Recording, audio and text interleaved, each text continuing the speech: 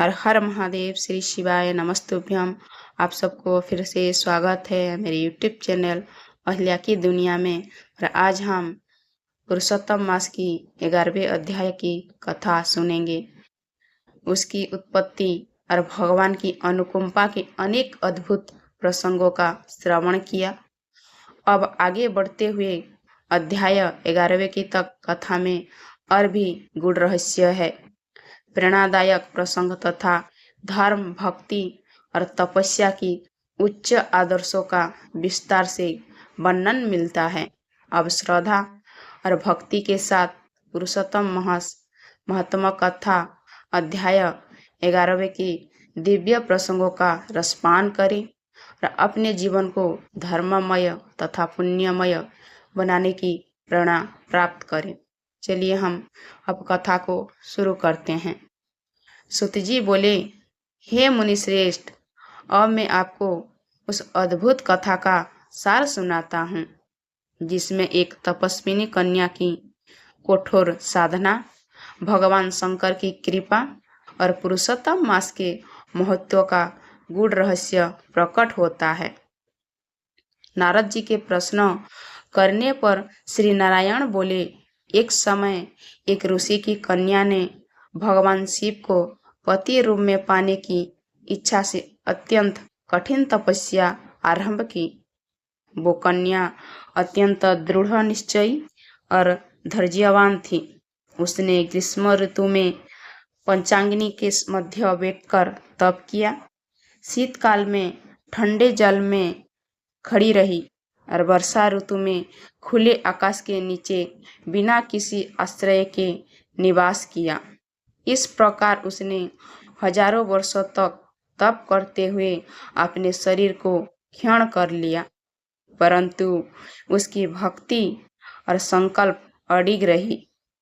उसकी ऐसी कठोर तपस्या को देखकर देवराज इंद्र भी चिंतित हो गए, किंतु वो कन्या अपने लक्ष्य से तनिक भी विचलित नहीं हुई।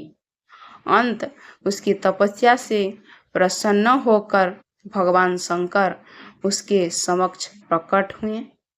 उनके दिव्य स्वरूप के दर्शन पाकर वो कन्या अत्यंत प्रसन्न हुई और विनम्र भाव से उनकी स्तुति करने लगी। उसने भगवान शिव को दुखों का नाश करने वाले और भक्तों के रक्षक के रूप में प्रणाम किया। भगवान शंकर उसकी भक्ति से प्रसन्न होकर बोले, हे तपस्विनी, मैं तुम पर प्रसन्न हूँ, तुम जो चाहो वर मांगो।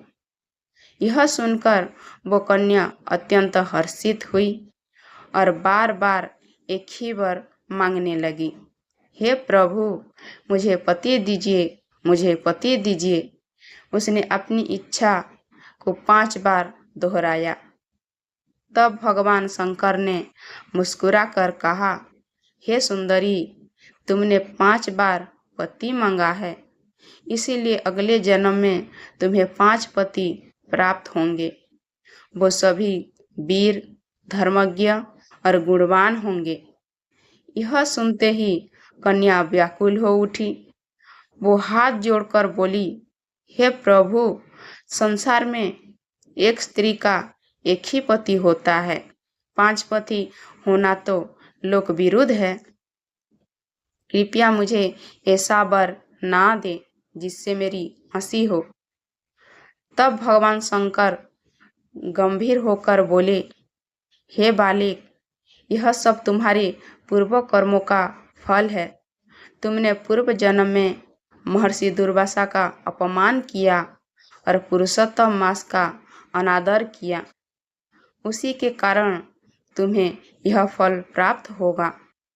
इस जन्म में तुम्हें पति सुख नहीं मिलेगा, पर अगले जन्म में तुम बिना योनि के उत्पन्न होकर 5 पतियों के सुख भोगोगी और अंत में परम पद को प्राप्त करोगी। शिवजी ने आगे कहा, पुरुषोत्तम मास अत्यंत पवित्र और कल्याणकारी है।